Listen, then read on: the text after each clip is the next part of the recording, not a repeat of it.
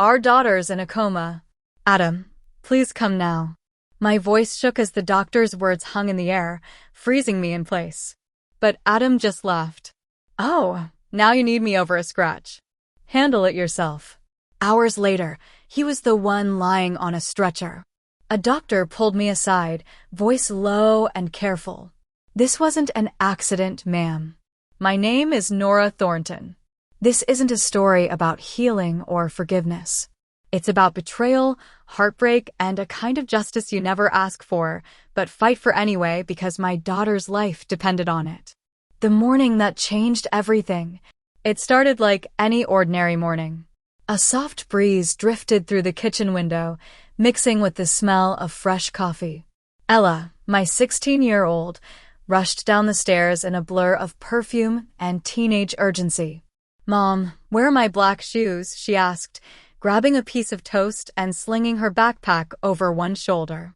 By your bed, I answered, setting an arepa on her plate. She smiled, tired, but still sweet. Did Dad leave already? I hesitated. I hated lying. Yeah, early meeting. She didn't believe me. Her eyes softened with hurt. He barely looks at me anymore, she whispered, taking my hand. He's just stressed, I said, though I knew it wasn't true. She kissed my cheek and headed out. The door shut behind her with a hollow thud. Somehow it sounded like a warning. The workday. At work, I buried myself in routine. At San Miguel Pharmacy, I was still Dr. Thornton. Respected, composed, steady.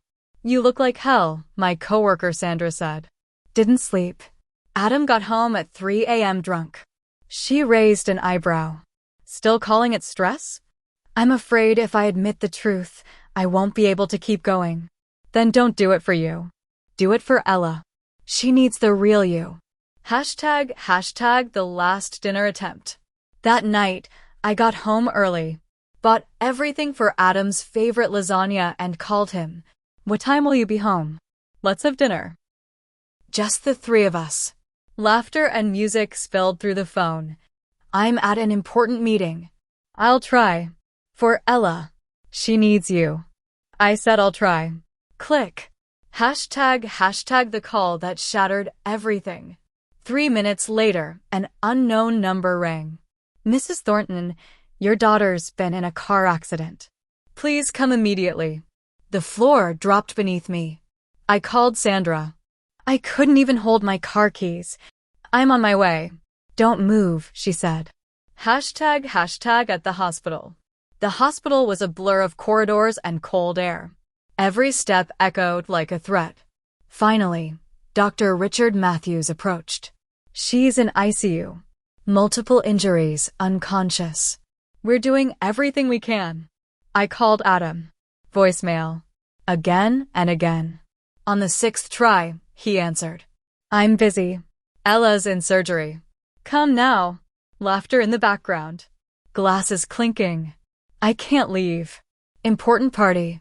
I'll be there in 2 hours. 2 hours. She might not make it. He hung up. I collapsed onto a bench, shaking. Sandra held me upright. He laughed. I whispered. Then don't waste another tear on him, she said. Fight for your daughter. The twist of fate. Around 3 a.m., doctors rushed by with another patient, bloodied, unconscious. I turned and felt the world lurch. It was Adam. What happened? I asked a nurse. Car crash. Suspected DUI. Lost control after fleeing another crash. Same road your daughter was found on. It felt like karma slammed the brakes. Something inside me cracked. Or maybe it finally woke up. The investigation begins. The next morning, Sandra and I sat at Ella's bedside. She was bruised, bandaged, surrounded by machines humming with borrowed life. I'm here, baby, I whispered. I'm not going anywhere. Later, I stepped outside for coffee. The world kept spinning. Cars hummed. People left. I just stood there trying to breathe. My phone buzzed. Sandra, how's she doing? Stable. Still unconscious. I don't want to talk about him. Fair. Call me if anything changes. Just then, more sirens, more chaos. Adam again, this time conscious, mumbling, veil. Hashtag the truth emerges. A doctor approached. Are you his wife? Yes. He was in a separate crash, but close to where your daughters occurred. Security footage shows his car speeding away from that area minutes before losing control. He told me he was at a party. Now something didn't make sense. Back in ICU, I tried to focus on Ella, but the questions wouldn't stop. At noon, Dr. Richard returned with 2 officers. Mrs. Thornton, one said, I'm Detective Delroy. We've reviewed footage. Your husband was seen near the crash site moments before your daughter's accident. He wasn't alone. Who was with him? A woman. Ruby Carter. She's an accountant at his firm. New hire. My stomach dropped. We believe they fled the scene together after your daughter's crash. I nearly collapsed. Dr. Richard studied me. So, it wasn't an accident. It's under investigation. Did your daughter mention anything unusual? I remembered the files I'd seen in her room. Something from Adam's office. She knew something, I said. Ella's discovery. I rushed home and searched Ella's room. The documents were still there along with her phone.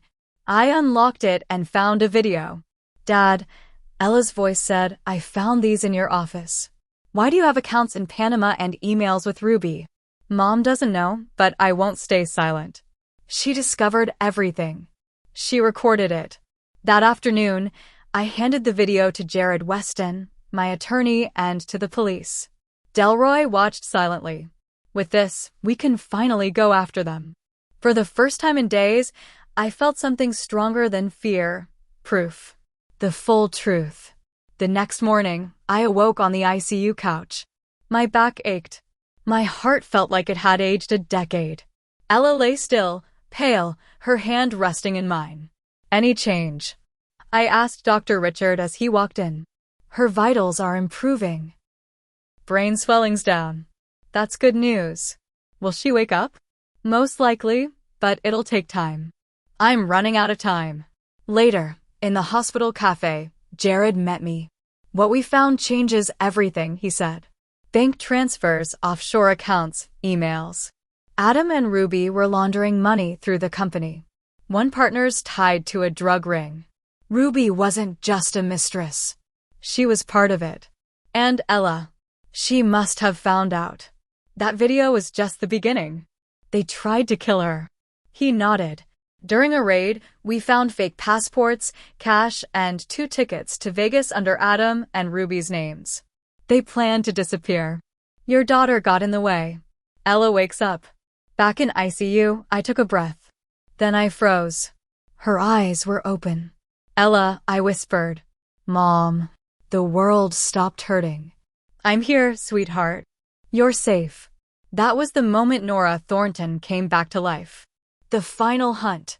That night, I got a call from a blocked number. Nora Thornton? Who is this? A friend. Ruby didn't escape alone. She is helping the police. She's hiding at a farm near Santa Marta, waiting for fake papers. Planning to cross the border this week. The line went dead. I called Delroy. She's still in the country. I want in. That's dangerous. She tried to kill my daughter. I want to see her fall. Hours later, the news came. Ruby had been arrested on the highway under a fake name, trying to flee with a crooked cop. She lied through interrogation, but they had everything. Emails, bank records, Ella's video. Confronting Adam. Adam, still in the hospital, asked to see me. I said no until Delroy called again. He says he'll cooperate. I went. He looked like a shell of himself. Nora, don't say my name. It wasn't supposed to end like this. Oh, our daughter nearly died and you were off to Vegas with your mistress. He looked away. Why? I asked. I was tired. You and Ella reminded me of everything I failed at. Ruby promised power. At the cost of your daughter's life. She wasn't supposed to get hurt. She knew. She recorded you and you left her to die. I'm sorry. Save it for the judge. As I turned to leave, He reached out. You'll destroy me. No, you did that yourself. Starting over. That day, I filed for divorce. I threw away everything. His clothes, photos, books, all of it. Later, I sat beside Ella's bed. Mom, is Dad going to prison? Yes. And Ruby, too. She took a deep breath. Will it ever end? It will. But first, we watched them fall. And that was the moment I stopped surviving and started speaking, so the world would know exactly who Nora Thornton is. The sentencing. The day of the sentencing, I wore black again. Not for mourning, but for dignity. Ella stood beside me in a soft blue blouse, hair loose, eyes steady. She didn't tremble. She didn't flinch. She had inherited my strength and I hers. When the judge read the sentence, I didn't cheer. I didn't cry. I just breathed. After everything, silence felt like victory. Finding my voice. That night, I told our story on national television. Not to become a symbol, but because silence had cost me too much. Because I knew there were women out there still trapped, still doubting their worth, still hiding bruises on their skin or their spirit. When the camera light turned red, I looked straight into the lens. I am not a victim.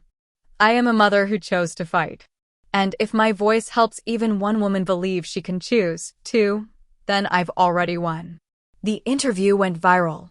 Emails flooded in, messages from strangers, survivors, daughters, sisters. Some wrote, "You reminded me I'm not crazy." Others simply said, "Thank you." That's when I realized he tried to steal my voice, but I turned it into an anthem. Healing. A month passed. Ella went back to school. I went back to work part-time at the clinic. I smiled more. I slept better. Some wounds stayed, but they no longer bled. One afternoon, as I folded laundry in her room, I found a small notebook hidden beneath her pillow. At first, I hesitated. But then I saw my name on the cover, for Mom. It wasn't a diary.